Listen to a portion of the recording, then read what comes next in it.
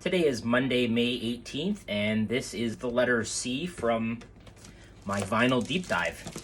So we're going to jump right in. First up, Phil Collins. This was a good score from a flea market, farmer's market type deal.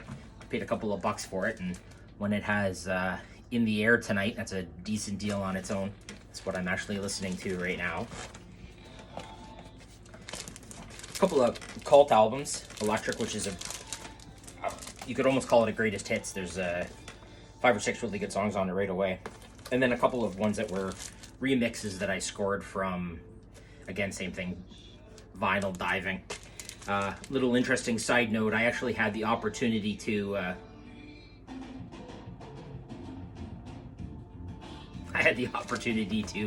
interview Ian Astbury several years ago as a result of getting to know Eric Alper a little bit via Twitter and a few emails. Embarrassed to say I did very little with the interview that I did with him other than turning a few of his selections into one of my 5 for Fridays that I used to do on the blog way back when. Astbury was an amazing interview. I can tell he knew that I was a rookie when it came to this stuff, and he could have absolutely killed me, but he was pretty good. Held my hand, walked me through it, and thankful that that's probably my one and only interview. Next up, Cream. Arguably the best of any supergroup. You could probably make an argument for a few other ones, and Eric Clapton seems to be in several of those, but I would take Cream as my choice. And since it is the unofficial kickoff to summer, but if you looked outside you wouldn't know it, this is a couple of Canadian selections. So we have Mr. Burton Cummings from the Guess Who. This was some of, what do we got for a year on this? This was in 1977.